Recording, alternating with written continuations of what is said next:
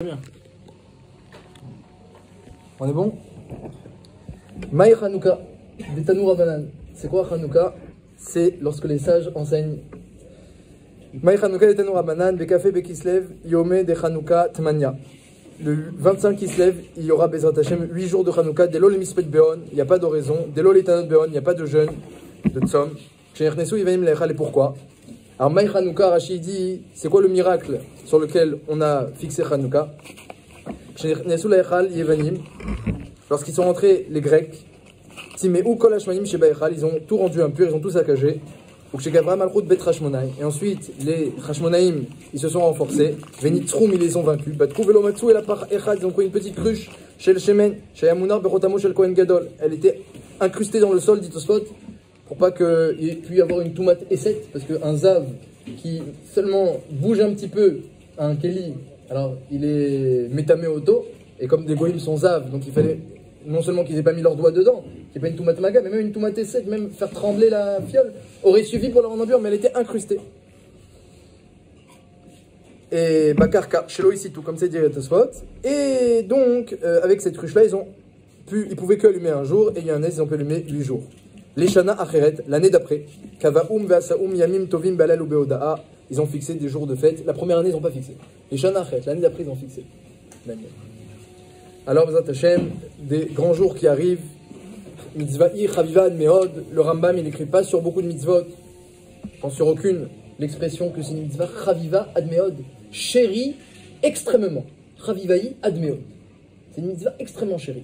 Et le Magid Mishneh la Makom, il dit pourquoi qu'est-ce qu'elle a cette mitzvah, elle est extrêmement chérie, qu'est-ce qu'il y a? Il dit à cause de ce que la Gemara dans Shabbat, elle dit 2 pages après cette braïta. Après qu'elle a dit c'est quoi Maï Hanouka, après là-bas elle dit, là-bas elle parle de la grandeur de Ner Hanouka, qu'il y a même parfois 10 foot sur d'autres mitzvot. Et là-bas, Ravuna il dit Aragil Bener, Avianle Banim Talmid. Celui qui fait attention au bougie de Hanouka, il aura des enfants Talmid Chacham. Et ça, c'est une grande récompense. Une immense récompense. Des banim talmidei chachami parce que tu as allumé des bougies. Rachid dit Shabbat ve Hanouka. Les bougies Shabbat ve Hanouka. Et Mefarshim dit c'est que Hanouka. Et le Maharal, il dit toute bougie de mitzvah. Il dit le Yesod, c'est une bougie de mitzvah. N'importe laquelle. Donc il y a Hanouka, il y a Shabbat, il y a Yom Tov. Et il dit même à Chidouche, le Maharal dit quand même une bougie, l'Elou Nishmat, pour faire kavod à un rav, ou l'Elou Nishmat, Ksat mitzvah, ou pour éclairer quelqu'un qui étudie. À l'époque, il n'y avait pas le Hashmal. On allumait des bougies pour éclairer. Il dit Ner Shel Mitzvah. Il dit il y a la même ségoula que dans Nerot Hanouka. Comme l'a dit le Maharal. Rachel Kolpanim, il dit Ner Shabbat ve Hanouka. Et donc c'est une mitzvah qui est très chaviva. Et ce qui est intéressant, c'est que cette récompense, elle est incompréhensible. D'accord, c'est une mitzvah très très chérie, extrêmement. On les aurait des grandes récompenses. La réussite du chinois de ses enfants, est-ce qu'il y a une plus grande récompense? Ça vaut plus que tous les diamants et tous les milliards. Mais Al Kolpanim, la Gemara là-bas, elle est intéressante. Elle dit d'autres récompenses sur d'autres mitzvot. Elle dit celui qui fait attention à Mzatzitzit, qu'est-ce qu'il mérite? Il mérite un vêtement à 4 coins, la meilleure marque, la meilleure qualité. Il aura un talit naeg magnifique. Et celui qui va Kav Gimel Amoudbet dans Shabbat, c'est ça qu'il mérite. Et ensuite, il y a écrit, et s'il fait attention à Avdallah et Kiddush, s'il fait attention à Kiddush, alors lui, il aura le vin, un vin de la meilleure qualité. Chaviot, il aura des chaviot de yain extraordinaires. Et après, et la Gemara elle dit là-bas, et s'il fait attention aux bougies de Hanouka et de Shabbat d'après Rashi, eh bien, il aura des enfants de Chachamim. Donc, incomparable. Et surtout qu'on comprend mieux la récompense des autres mitzvot.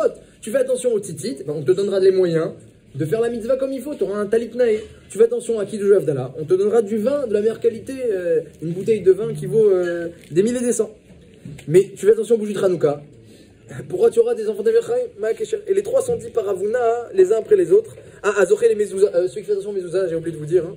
Ceux qui font attention à Mezouza, donc il fait Mezouza, Medouk Deket, Medouk Deret, tout ce qu'il faut, etc. Il aura une belle maison. Ah. C'est une belle récompense, mais encore c'est logique. C'est encore logique. Parce que tu as fait attention à Mezouza, alors on te donne les moyens de faire la mitzvah de Mezouza, et donc c'est une belle maison. On l'a mazé, Non, on l'a mazé, hein. On voulait une belle maison. Moi j'ai un Chaver, il est parti chez Rav Kaneski il n'y a pas longtemps, avant que ça ptira. Quelques temps avant, je crois, un mois avant ça ptira. Et il voulait acheter une maison, mais il n'a pas d'argent, il a que des profs, mais il veut acheter une maison, ça va acheter une maison. Mais en Israël, tout le monde achète une maison, alors. Ça n'a pas arrêté qu'il n'a pas d'argent. Moi j'y connais rien, mais comme ça on dit. C'est comme ça. Attends, alors il est parti voir Kanesvi et il a dit ma femme veut acheter une maison et on n'a pas d'argent. Il a dit tu vas de Babatra. Il a dit tu dis Babatra. Babatra c'est l'agmara sur Ilchot Shrenim et Ilchot les Agudot et le Baït et Abaït Ve'alia. Toutes les mitzvot qui dépendent de la maison, on va mettre un. Et tu as une maison et tu dis, on va mettre un. Hachem te donnera les moyens d'accomplir, on va mettre un. Je sais pas si c'est passé après. Je vais pas demander. Je lui demanderai ça à l'occasion. Moi j'ai tellement aimé la réponse que j'ai même oublié de demander ensuite. Je vais pas. Binaire, je lui demande, je le vois mieux. Alcool panim. Alors comme l'Agmara dit, tu veux une belle maison, fais une belle mezouza. Tu auras les moyens. Mais alors. Une belle mitzvah de Hanouka, mais ou d'Eret, et que là tu auras des enfants Talmidei Chachamim, c'est vraiment c'est la tâche d'encre, c'est le cheveu dans la soupe, on comprend pas qu'est-ce que ça fait là. Il y a Bémet une Gemara dans Baba Kama qui parle là-bas de Hidur Mitzvah. Alors c'est vrai que Rachid dit Shabbat ve Hanouka, mais même dans Shabbat c'est cher Hidur Mitzvah. Il y a une Gemara dans Baba Kama qui dit la grandeur du Hidur Mitzvah. Au début, la Gemara elle pensait qu'il faut dépenser tout son argent pour le Hidur Mitzvah. Et que tu dois donner shlish, donne un tiers. Alors, la Gemara elle dit un tiers, alors 3 mitzvot, c'est fini, tu n'as plus rien. Il faut donner un tiers pour le Hidur Mitzvah. Alors la Gemara dit non. N'importe quel Hidur Mitzvah. Alors la Gemara dit pas du tout. Tu crois vraiment qu'au bout de 3 fois on t'appauvrir à ce point-là? Et même pour faire une mitzvah atzma, on est allé de terme Chomesh, on dépense pas plus qu'un cinquième. Alors de quoi on parle? On parle de un tiers en plus de la mitzvah normale. C'est-à-dire que la mitzvah normale, par exemple, des bougies standards de Hanouka, le petit set de Hanouka avec l'huile, combien ça coûte? 50 shekels, hein? 70, je sais pas.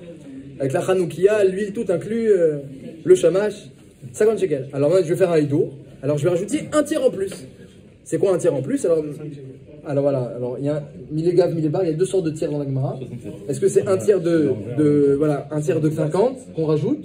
Ou alors un tiers du résultat final, c'est-à-dire 75. Tu as rajouté un chiffre qui, à la fin, te donne un 3e tiers par rapport au résultat final. En d'autres termes, 75. Si on prend 50... 67 ou 75. Voilà, ou 67 ou 75. Mais Kitso, il y a 2 sortes de tiers. La Gemara, elle dit...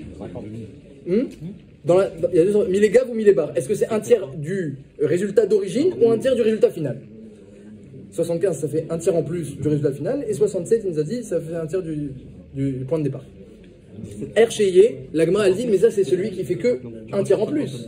Aval Mikan Ve'elach Michel Akadosh Baruch Hu. S'il rajoute plus qu'un tiers, alors là c'est Michel Akadosh Baruch Hu, c'est de Hachem. Pshat Pachout c'est de Hachem. C'est-à-dire que c'est Hachem, il va et rembourse. Parce que tu as un chiyuv de faire Hidur Mitzvah de un tiers. Donc si tu rajoutes plus qu'un tiers, Michel Akadosh Baruch Hu, Hachem il rembourse. Taswat il dit pas comme ça. Taswat il dit Michel Akadosh Baruch Hu, Ochel Perot Baolam Hazeh. Hachem il vient et le récompense. Hidur Mitzvah, tu dépenses plus, Hachem il vient, il te récompense. Ochel Perot Baolam Hazeh. Là, quelqu'un là-bas, il dit les deux Tosfot. Donc, mais moi je parle si ça vous intéresse. Je connais mes clients.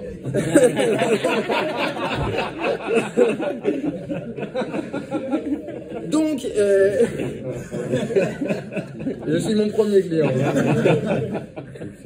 De Kitso, il y a une ambiance d'humour en bas beaucoup plus qu'en haut. Ça va être un Michael sûrement. En haut, on n'a jamais de blague. Alcool panim, c'est la avira de Gdusha de l'endroit. Alcool panim, ça c'est pour Hanouka, comprendre la grandeur de Hanouka, que c'est mitzvah chaviad me'od, que Chachamim ils ont fixé autour de cette mitzvah un allumage qui donne un sachar kazé de banim talmidei Chachamim. C'est vrai que Hanouka c'est le même mot que Chinour, vous avez un chiot à ce sujet, j'ai entendu dire. Mais la Gemara elle dit parce qu'il a allumé la bougie, et Rachid dit c'est pas seulement Hanouka, c'est Shabbat aussi, et le Maharal il dit toutes les bougies de mitzvah. Allumer de l'huile avec une mèche, ça amène, si c'est pour une mitzvah, ça amène, c'est une ségoula d'amener des enfants talmidei Chachamim. Et pas seulement qu'il sera zoré une belle bouteille d'huile l'année prochaine. Alors on va essayer de comprendre ensemble, Zatosh. Alors dans Parashat Vayeshev, mamash, Parashat très spécial Vayeshev, il y a Yaakov qui fait des préférences avec son fils, Yosef qui raconte du Lachana sur ses frères, et le vêtement Ketonet Passim. Et ensuite son père il trouve que ça d'envoyer Yosef voir le shalom de ses frères. C'est une paracha très mystérieuse où il y a plein de notes, de fausses notes. Paracha où il y a plein de fausses notes. Et ça, c'est très bizarre de la part et la Torah, elle nous raconte ça. Mais dans le Midrash, j'ai vu quelque chose d'intéressant. J'ai vu que le Midrash, il a l'air de dire que le Midrash, c'est que les fausses notes, c'est Hachem qui les a jouées. Le Midrash, il dit pourquoi Yaakov, il a fait une kétonet passim. Il dit Hachem, dit le Midrash, il a mis Midrash Rabbah, il a mis des passim à Yosef pour qu'il puisse y avoir des passim dans la mer Rouge. Parce que la mer Rouge, elle s'est ouverte en 12 pour chaque tribu. Il y avait des passim. Et les passim sont des lignes. La tunique de Yosef, elle était rayée. À l'époque, c'était la veste du Rav, c'était une tunique rayée. Alors comme Yosef a reçu tous les sodot à Torah, Yaakov a révélé tous les secrets de la Torah qu'il connaissait à Yosef. Il était apte à ça, il lui a transmis tout ce qu'il connaissait de Torah. Et Torah midi, c'était à Kavana, c'était et la connaissance extérieure de la Torah comme tous les frères l'ont reçu, et la connaissance, la pnimite à Torah, les secrets de la Torah. Yaakov était très fort en pnimite à Torah. J'ai vu le Kli Yakar, il dit pourquoi aujourd'hui on connaît pas tout, on n'est pas tous des Chachmei Kabbalah. Tout le monde connaît Maseret Betsa, hein, ou Maseret, en ce moment je sais pas c'est quoi, hein, c'est Betsa, Maseret Betsa, tout le monde étudie, mais on n'a pas encore eu le shiur de Rabbi Michael sur Sefer HaYetzira et Otzrot Chaim du Harizal et Sefer HaYetzira de Avraham Avinu. On n'a pas encore le shiur, mais on n'a pas encore eu. Pourquoi on n'a pas des shiurim comme ça? Et ceux qui font des shiurim comme ça, hein, il vaut mieux pas s'approcher. Pourquoi? Et c'est pas répandu. Et ceux qui sont plongés dedans, on se méfie même. Alors il y a des gens qui sont au niveau. Rav Kemski, Rav Eliashiv, il a écrit des sfarim sur ça. Il connaissait tout, il était Bekim. Parce que quand tu connais beaucoup de Torah, tu peux te permettre aussi de connaître l'intériorité de la Torah. Mais si quelqu'un, il connaît pas l'extériorité, alors quand il prend que l'intériorité, c'est comme s'il prend le feu, il n'a pas la mèche. Il faut d'abord bien acquérir la mèche de la Torah pour pouvoir mettre une flamme dessus. Mais les secrets sont représentés par le feu, comme l'Akba Omer le prouve, le jour où Bishon Noré il a révélé tous les autres de la Torah qui est représenté par le feu. Et donc, pourquoi, dit le Kli Yakar, pourquoi on ne connaît pas tous ces choses de la Torah? Il dit quelque chose d'extraordinaire. Il dit parce que l'ange d'Esav, il a frappé Yaakov au Yerer. Le Yerer, c'est une partie cachée de l'homme. Il a dit, je ne pourrais pas t'avoir sur l'étude de la Torah, ça ils vont toujours étudier. Mais Sodot à Torah, je vais te toucher sur ça. Ça va être maintenant, ça va être boiteux, ça va être caché. Ça va rester caché. C'est caché, ça va rester caché. Sodot à Torah. Et lorsque le matin est arrivé, eh bien, le soleil a éclairé même plus tôt qu'à son heure, et Yaakov a guéri.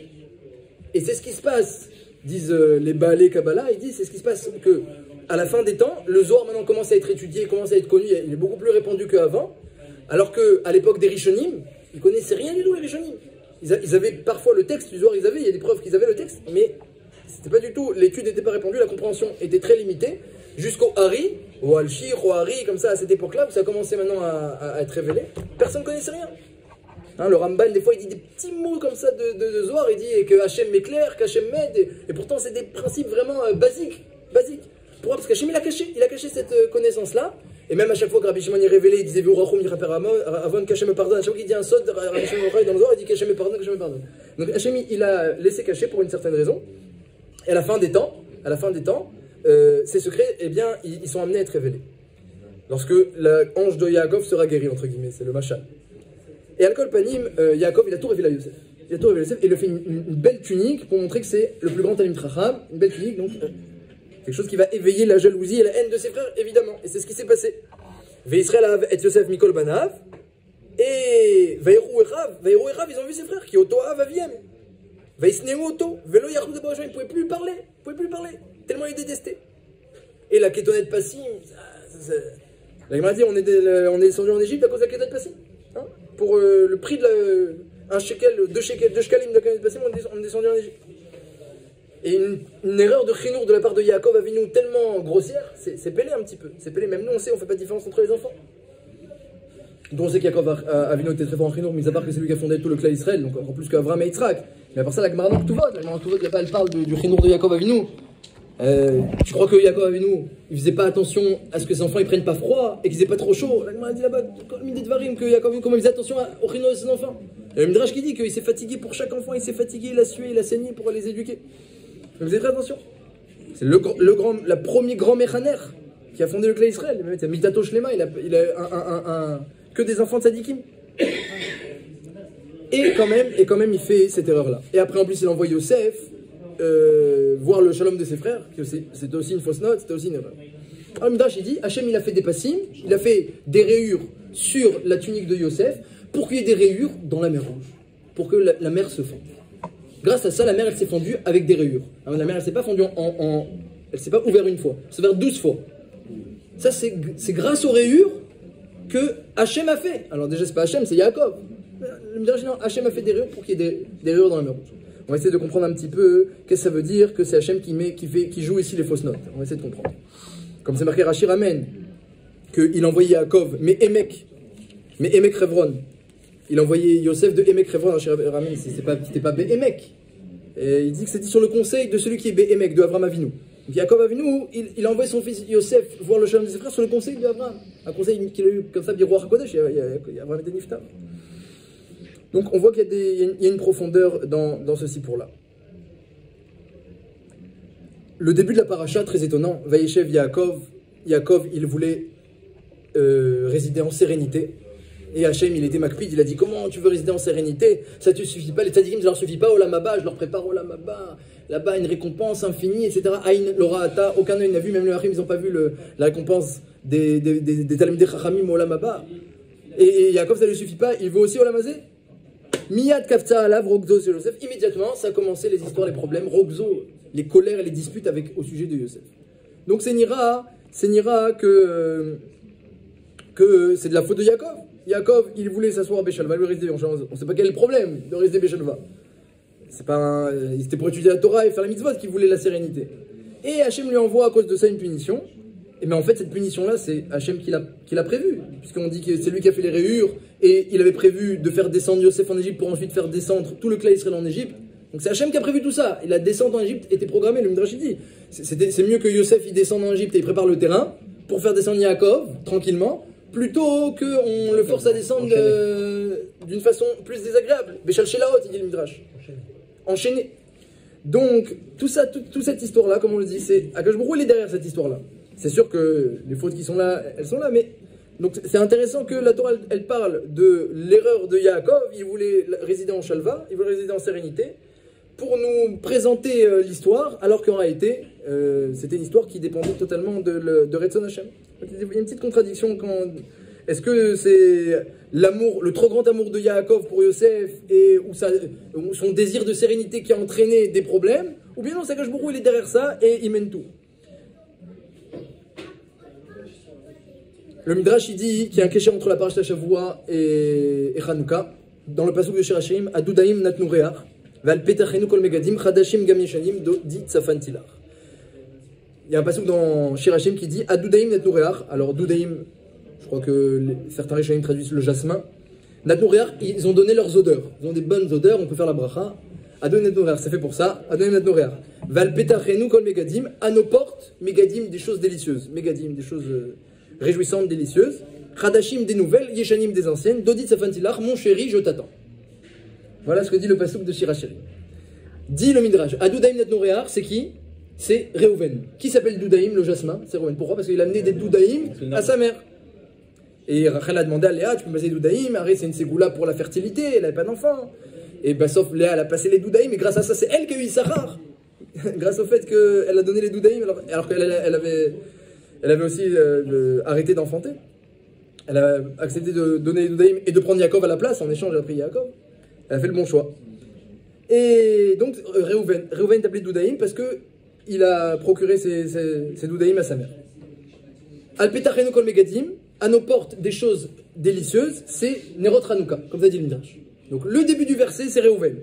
La suite du verset, c'est Nerot Hanouka. Chadashim gam yeshanim, c'est les divrei Torah, où il y a des nouveaux divrei Torah et des anciens. Les anciens, on les étudie, et les nouveaux, c'est ce que vous dites vous. C'est les divrei Sofrim, c'est Torah chez Be'alpé, c'est ce qui est mitradesh, ça s'appelle Chadashim. Et Yeshanim, c'est ce qui est déjà marqué.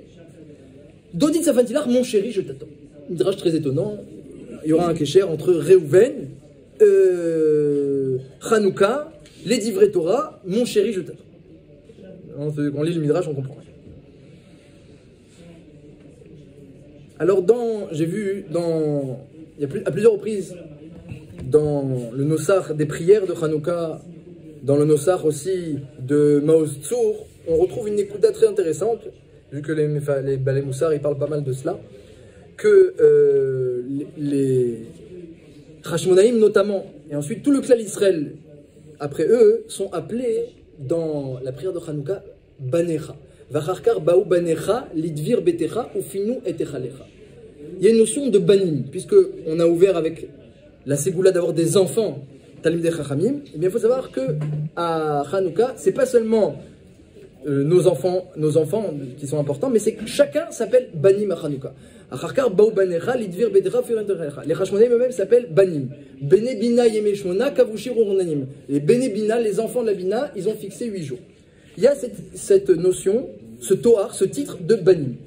Et dans la Torah, parfois, on voit que les Juifs sont appelés banim, Beni Berori Israël et dit Hachem, lorsqu'il parle à Paro pour faire libérer le peuple Israël, il dit Beni Berori. Et parfois, on voit aussi la notion de Avadim, qu'on est Avadim l'Hachem. Alors, c'est quand qu'on s'appelle banim, c'est quand qu'on s'appelle Avadim, hein, comme on dit dans la Tfila de Rosh Hashanah, Ayom Aratolam, on dit là-bas, Hachem va nous juger, Imke banim, Imke Avadim. Ou comme des enfants, ou comme des serviteurs.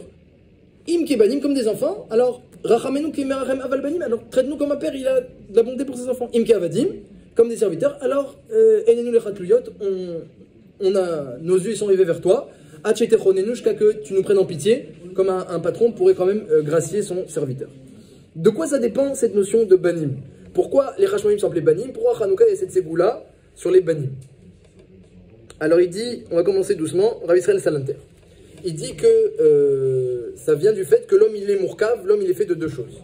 L'homme il est fait d'un corps et d'une neshama. Le corps, c'est un kinyan d'Hachem. C'est une propriété d'Akadosh Baruch Hu, il te la prête, c'est pas toi-même, ton corps. Akadosh Baruch Hu, il a pris de la terre, il l'a forgé, il a mis dedans, voilà, alors ça c'est après, c'est la deuxième étape. Il a mis dedans une fonctionnalité, un effet HaBMI, et ça, ce corps-là, avec son effet HaBMI, l'état basique de l'homme, l'état bestial, eh bien ça, c'est un kinyan d'Hachem, c'est une possession d'Akadosh Baruch Hu, il te le prête sur terre, faire attention, il te le prête. On a vu la semaine dernière que les tzadikim, ils aiment leur argent encore plus que leur corps, parce que leur argent, c'est à eux complètement, alors que le corps, c'est un prêt d'Akadosh Baruch Hu. Leur argent, ils l'ont gagné honnêtement. Donc là, le corps, on te le prête, et par rapport au corps, dit Rav Israël Salanter, tu n'es qu'un Eved d'Hachem. Tu n'es pas un Ben. Tu es un Eved, c'est une possession. C'est quoi un Eved?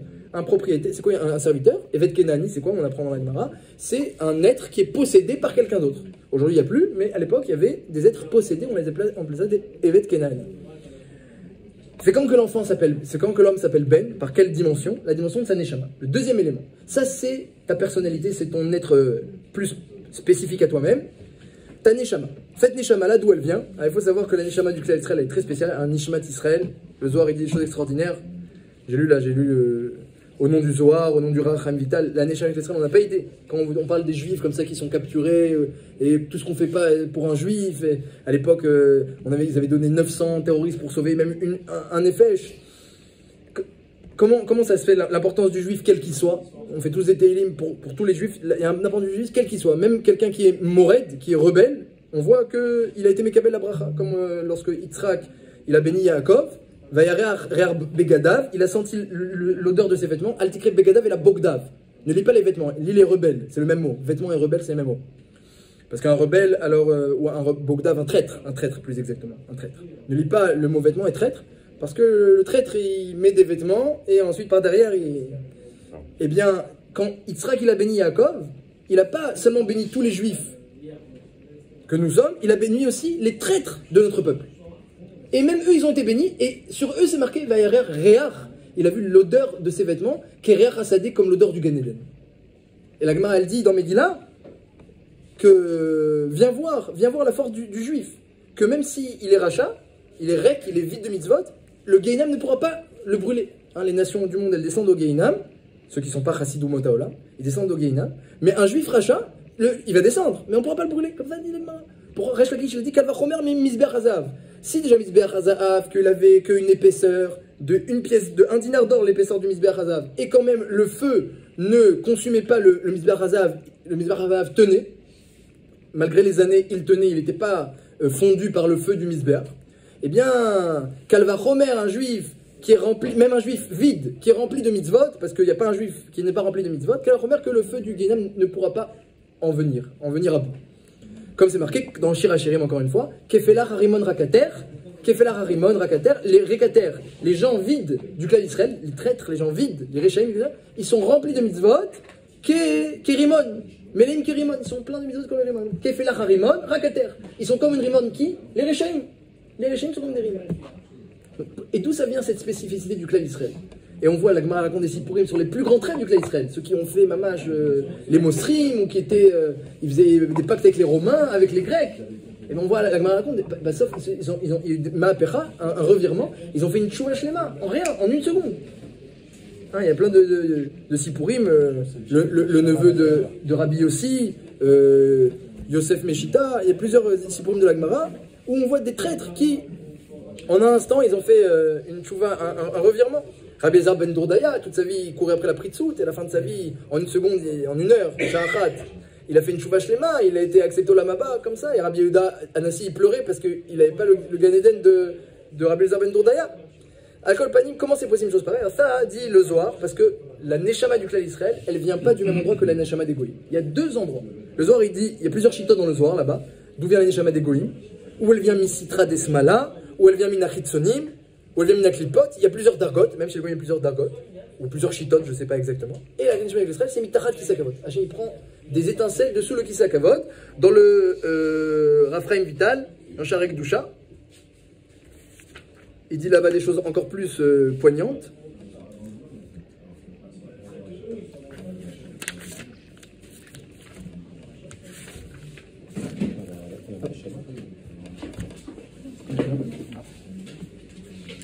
Il dit dans Sharek Doucha, Gdola Neshama, elle est grande la Neshama du clan Israël, qui or mitzialet venimshach mi or eser sfirot atzman, shelo edem tzei. Hachem il prend de ces 10 sphirot, donc on sait que toute la présence d'Hachem sur terre, la révélation d'Hachem se fait par des sphirot. Hachem il prend des 10 sphirot elles-mêmes, shelo edem tzei, en passant par aucun intermédiaire. Et il la met dans le corps de chaque Ben Israël, dit le Raphaim Vital qui voyait les cieux encore mieux que ce que vous me voyez. Et il dit à Ridouche, c'est ça les enfants d'Hachem. Parce qu'on est ceux qui ressemblent le plus à Kajbouro, comme un fils qui ressemble à son père et qui est représentant de son père. Quand on voit le fils, le père est à côté, et même s'il n'est pas à côté, ben, on peut toujours discuter avec le fils et on aura. C'est comme si on avait un kécher avec le père. On est représentant d'Hachem parce que notre Neshama est très élevée. C'est le dire Israël Salanter, sans connaître aucune notion de Zohar, il dit que par le gouffre, par le corps, on a appelé possession d'Hachem, parce que le corps il est possédé, mais la Neshama, c'est pas une possession, la Neshama, c'est une étincelle d'Hachem. Une étincelle d'Hachem, et pas n'importe quelle étincelle, parce qu'une étincelle, on peut la faire venir de n'importe où, comme dit le Zohar. Pour les autres nations, il prend d'autres étincelles. Mais pour le clan d'Israël, il les prend. C'est l'Israël qui a été fondé après une purification, Avraham, Yitzhak, Yaakov, la descendance d'Égypte. Une fois qu'il y a eu la souche du clan d'Israël, eh bien on peut leur donner maintenant des Neshamot, qui sont très très élevés, d'Hachem lui-même, des 10 sphirot elles-mêmes, comme il dit le Raphaim Vital, et pas à l'Ibn Saïd sans aucun intermédiaire. Et c'est ce que dit le Shlach Kadosh. On va arriver au point. Le Shlach Kadosh il dit comme ça. Il dit pourquoi les enfants d'Israël sont appelés les enfants d'Hachem. Il dit qu'un enfant, il ressemble à son père et il représente son père. Et les Bnei Israël, ils ressemblent à Hachem parce qu'ils ont les midot d'Hachem. Ils ont les midot d'Hachem. Comme on va dire. Et par là de Sphirot Barba, il a midot d'Hachem. Un, il a midata chesed. Un, il a beaucoup de générosité. L'autre, il a midata gvura. Un, il a beaucoup de force. Quelle bravoure. Il tient bien, il continue, il tient, il est marzik. Il vient, il se lève tôt le matin, il étudie tard le soir. Et comment il fait? Il a beaucoup de force. Un, il a midata emet. Il supporte pas le mensonge, il est toujours droit, tamim, entier, yachar, emet. La midata de Yaakov. Et c'est les 3 midot principales. Et lorsque on s'attache tellement au midot d'Akadosh Baruch Hu, eh bien on lui ressemble. Et donc on s'appelle Bani Matem Lachem. Et ça c'est chez les Goïm, il y a peut-être, mais c'est pas du tout au même niveau. C'est ou voilà, c'est par intermédiaire ou parfois ça vient même c'est des midot mal placés. Parce qu'il y a une notion aussi malheureusement de chesed chez Batouma et gvura chez Batouma. Tu peux avoir quelqu'un il a le chesed, il a la bonté, mais chesed chez Batouma, la bonté il l'utilise pour des mauvaises choses. Oui, parce qu'avec la bonté, tu peux faire aussi des avérotes. Tu donnes des bonbons tout le temps à des enfants, ou tu donnes l'argent voilà, au mauvais endroit. Ou des fois, les relations interdites. Les relations interdites, c'est aussi une forme de bonté. Chacun prodigue de la bonté à l'autre. Ils sont heureux ensemble, mais c'est un sourd. Ça s'appelle Chesed Shebatouma. Et Gvura, la force, tu peux utiliser la force pour maltraiter, pour tyranniser, au lieu de casser ton Yetzirara et d'être le plus fort des Talmidim ici, tu utilises pour être un tyran. C'est Gvura Shebatouma. Il n'y a que Emet. Il n'y a que la Midata Emet qui n'a pas de... Il n'y a pas de revers. Il n'y a pas de revers. Midata Emet, c'est... Elle est Yativ, Nachon, Yachar, Neman, il n'y a pas de revers. Il n'y a pas de revers de la médaille. Yaakov Avinu n'a pas eu d'enfant machin. Avram, il a eu Ishmael, qui avait Chesed Shebatouma. Yitzhak a eu Esav, qui avait Gvura Shebatouma. Yaakov, il n'y a pas... Midata Emet, il n'y a pas de... Ouais, mais il faut voir, parce que est-ce que ça s'appelle Emet, hein, vous voyez que Hachem, donc Chotamo, c'est Emet. Quand il a parlé à Avram, il a dit pourquoi elle a dit qu'elle est vieille, ça va. Ça va dire, mon mari est vieille. Mon mari est vieux. Pourquoi elle a dit qu'elle est vieille? Il faut voir que des fois la vérité, comme on l'emploie, est-ce qu'il s'agit vraiment de Midata Emet? Le Emet, c'est pas seulement une description de la vérité. On peut avoir une description de la vérité qui s'appelle Sheker. Par exemple, Onkelos, sur le Lachon Hara, l'Otissa Shema Shav, ne dit pas de Lachon Hara, il traduit Shema Dishkar, ne dit pas du mensonge. Alors Lachon Hara, c'est la base de la base que c'est même sur la vérité. Et Onkelos appelle ça Shema Dishkar. Alors il dit le smag, parce que raconter une description vraie, mais d'une telle manière qu'elle est complètement destructrice, elle ne sert à rien et elle n'est pas fiable, ça s'appelle du Emet. Et inversement, s'habiller avec les habits des saves pour aller chercher la bracha ça s'appelle la Midata Emet, ça s'appelle du Emet. C'est pour ça que c'est dans la Torah Emet. Mais c'est déjà une chose plus profonde et c'est pas le sujet. Al-Kol Panim, la Neshama du Klal Israël. La force du Klal Israël, c'est la Neshama. Et cette Neshama, elle tient sur le corps. Et le Maharal, il dit un chidouche. Le Maharal, il dit un chidouche. Et on arrive à Hanouka. Le Maharal, il dit, dans son Sefer Ner Mitzvah, il a écrit tout un Sefer entier sur la force de la bougie de la Mitzvah. Il l'appelait Ner Mitzvah. Il explique en fait la notion, pourquoi Hachem il a créé cette notion de feu qui nous éclaire. Et ce feu-là, il faut le faire tenir sur une bougie avec de l'huile. Il dit que toute cette création de la notion de feu, c'est parce qu'Hachem il voulait que même dans la matière, il y ait la dimension de spirituel qui puisse exister. Hachem il a fait exister dans la matière quelque chose qui est chaud, qui est impalpable et qui peut détruire la matérialité, comme la spiritualité aussi elle peut, et qu'elle est plus puissante. Tout dépend mes corps de la matérialité, c'est la spiritualité, c'est elle qui est le shoresh, elle est plus puissante. Donc il a créé un élément matériel qui va vers le haut, toujours le feu vers le haut, c'est complètement, elle défie toutes les lois de la nature, le feu. L'eau, non, c'est pas comme ça. Le feu, et Hachem il voulait, oui, ça c'est un machal. En machal, l'eau est comparée à la Torah, en machal. Mais matériellement, quel est l'élément le plus spirituel qu'on a dans la matérialité? C'est le feu. Et ce feu-là, il tient sur un support, sur une ptila, sur une mèche. Et cette mèche-là, elle est alimentée par une huile. Et l'huile, elle va en descendant. Il dit le Maharal comme ça. Il dit, le feu de la Neshama, bidou comparable à une bougie. Bidou comparable à une bougie, d'ailleurs, c'est marqué dans la Gemara que l'enfant, quand il est dans le ventre de sa mère, il a une lumière au-dessus de la tête. La mèche, la petite flamme au-dessus de la tête. Et il tient sur une mèche, c'est le corps. Et l'huile, c'est le temps de vie de la personne. Le gouffre, c'est la mèche, le kli. Et l'huile, c'est le nefesh, ou le rouar. Et le feu, c'est la neshama. Et Hachem, il a créé cette notion sur terre pour incarner ce que l'homme est, qu'il y ait aussi dans les éléments de la matière quelque chose qui contient en même temps du spirituel et en même temps du matériel imbriqué. Parce que c'est un truc formidable qu'Hachem il a fait. Prendre une neshama de lui et un corps matériel et les mettre ensemble, c'est impensable. Vous savez que la neshama de l'homme, c'est marqué dans le Zohar, et le Arizal le dit, Ram Fraimtal le dit Mefourage dans son Sefer de Moussar, Sharek Doucha, la neshama de l'homme, elle est bien plus élevée que la neshama des malachim. La neshama des malachim, alors qu'eux ils n'ont pas de corps, ils sont faits de feu, et si tu le croises, tu brûles. Mais la neshama des malachim, elle est, c'est marqué dans Yecheskel, elle est à l'extérieur des Asara Sfirot, alors que la neshama avec Israël, elle est à l'intérieur. La malachim Tsakou Routsa, il dit le Raphaël Vital, elle est à l'extérieur, c'est très élevé. À l'extérieur des 10 Sfirot, c'est très élevé. Mais nous, on est à l'intérieur des 10 Sfirot. Je ne sais pas ce que ça signifie, mais c'est-à-dire qu'elle est encore plus grande. Et il met cette neshama là très élevée, qu'on est des enfants d'Hachem encore plus que les anges, dans un corps complètement obscur, matériel, avec des tavotes de behemoth. Et on a le corps, c'est le même qu'une BMA. Et il met les deux ensemble, Hachem dit, maintenant on va voir comment ça tient. Il a fait une chose extraordinaire, dit le Maharal, qu'il a mis aussi la présence du feu sur terre. Il aurait pu éclairer autrement, Hachem. Il a dit, on va éclairer avec la nuit en tout cas, on va éclairer avec le feu. C'est quoi? C'est qu'il y a une chose spirituelle qui est chaude, donne de la lumière. Alors que c'est un élément matériel, il ne donne pas de la lumière, il est obscur. Non, lui il va donner de la lumière. Il monte vers le haut, il est chaud, la matière le craint, et il peut tenir sur la matière, il peut résider, et un certain temps, comme l'homme. Et il dit le Maharal, c'est ça ce que la Gemara dit. Celui qui fait attention au vin, il fait attention à l'Avda'a, il aura beaucoup de vin. Celui qui fait attention au tzitzit, il aura un beau talit. Il fait attention à la mitzvah de mezouza, il aura une belle maison. Il fait attention à la bougie, il aura des enfants talit d'Achamim. Il dit parce que la bougie, c'est l'élément qui contient la matière et le spirituel ensemble, qui réside en harmonie.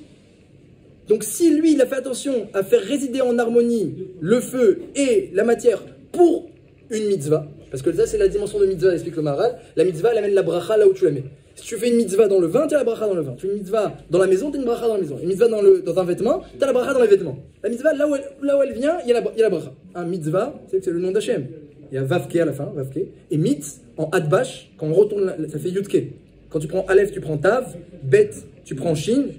Chaque lettre, elle a un inverse. Donc mitz, ça fait Yudke. Vavke. Donc là où il y a Hachem, il y a la bracha. Donc la mitzvah, tu la fais rentrer dans un élément. Là, tu as fait rentrer la mitzvah dans l'élément qui contient la matière et le spirituel en harmonie. Bravo. Bravo, tu auras la bracha dans tous les éléments qui contiennent la matière et le spirituel en harmonie. C'est quoi? C'est les enfants. Et le Mishnah dit, et même toi, tu devais être une chacham. Mishnah dit, et même toi.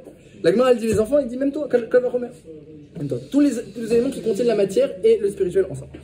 Alors, on arrive maintenant au point que le Midrash, il dit qu'Hachem, il a fait des passim. Et pardon, c'est l'heure aussi. Le Midrash, il a fait des passim. Le Midrash, il a fait des passim sur la tunique de Yosef. Dit le Midrash, Hachem a fait des passim sur la tunique pour qu'il y ait des passim dans l'eau. Tout simplement, c'est la chose suivante. C'est que Hachem, il voulait et il savait que les 12 enfants de Yaakov, les 12 tribus, elles devaient chacune assumer une fonction différente. La fonction d'Issachar, c'est pas la même fonction que Zevulun. Et la fonction de Réhouven, qui a sauvé Yosef du puits, c'est pas la même fonction de Yehuda, qui est de diriger ses frères et de donner les instructions. Ils l'ont voulu à Yehuda. Pourquoi tu nous as pas dit de ramener Yosef à la maison? Parce qu'elle a lui donné les instructions. Il a été puni pour ça. Tu aurais dû faire la mitzvah jusqu'au bout. Et Réhouven, il a essayé de sauver. Donc il essaye, même si c'est un béran repoussé, mais il essaye de faire ce qu'il peut pour le bien-être de ses frères. Donc il a encore une autre fonction encore. Protéger ses frères comme Réhouven qui est à l'entrée d'Eretz Israël. Et il est écran face aux ennemis qui veulent rentrer. Et chaque tribu, elle a son rôle. Mais chaque tribu, elle a son sémel, elle a son symbole, et chaque tribu, elle a son rôle. Et tant que les frères, ils étaient, entre guillemets, en harmonie, il ne pouvait pas y avoir cette réalisation de leur individualité. C'est seulement lorsque Hachem, il a mis les passim, il a mis les rayures dans la kétonnette, dans le costume de Yosef, c'est-à-dire il a créé une haine, finalement, entre les frères. Et on peut dire, ils se détestent, c'est Natrina, mais c'est quoi ces juifs? Shifteka, c'est des gdolim, c'est du niveau des Havot, les Jvatim. Ils se détestent, il y a des histoires comme ça. Dit le Midrash, Hachem, il a mis les passim. C'est lui, Hachem, il a fait ça. Pourquoi? Pour que chacun, il se réalise. Yehuda, il va devoir descendre de sa place à cause de cette histoire-là. Il va se réaliser avec ceci pour la de Tamar. Réhouven, il va se réaliser à sa manière. Yosef en Égypte, chaque frère, il va se réaliser à sa manière. Chacun va se réaliser. Grâce à cette séparation, il fallait qu'il y ait une séparation. Les rayures étaient nécessaires. Pourquoi? Pour que la mer se sépare en 12, dit la Gemara, dit le Midrash. C'est-à-dire qu'ensuite, chaque tribu, au moment de la sortie d'Égypte, elle a déjà sa fonction, elle a déjà sa personnalité, elle a déjà sa réalisation. Chaque juif, il n'a pas le même. Chaque juif, c'est un ben d'Hachem, mais c'est pas la même mida. On vient tous, nos neshamot, elles viennent des 10 sphirotes d'Hachem, il dit le Harizal, mais c'est pas de la même sphira. Toi, tu viens de telle sphira, moi je viens d'une autre sphira.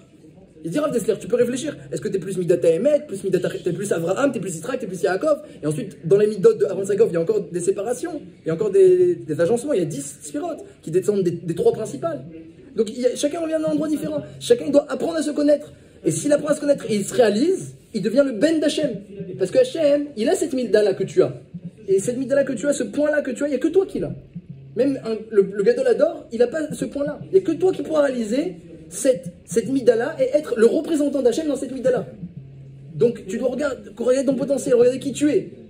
Et grâce à ça te réaliser. Et donc là, c'est nécessaire pour que les enfants de Yosef, de Yaakov se réalisent, c'est nécessaire qu'il y ait une séparation. Comme ça, ils disent pas mal de Baal et Moussar, notamment Rav Shapira.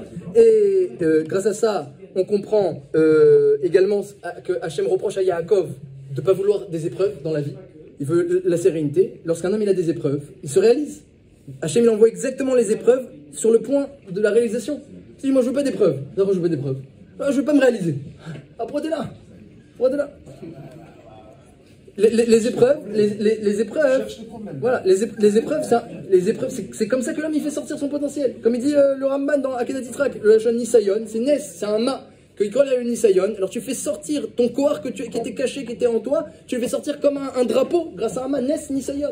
Voilà, donc et après, tu es mis de Gaber, tu te renforces, mais à la Teva comme un Nes, comme un miracle qui dépasse la nature. Alors on prie, alors ça disent les Balé Moussar que quand on dit qu'on va Nisayon, à Kavana, les Nisayon qui viennent par nos erreurs. Lorsque c'est qui vient à cause de nos fautes, t'as fait une bêtise, et à cause de ça, t'as des mircholotes. Qui kachalta bavonecha. Ça, on prie Hachem qu'on ne soit pas nirchol bavonenu, qu'on n'ait pas d'épreuves à cause de nous. Les épreuves que Hachem il envoie, alors ces épreuves pour se réaliser. Donc toute la paracha, il y a des fausses notes dans la paracha. Hachem il envoie des épreuves à Yaakov, à Yosef, chacun a des fausses notes.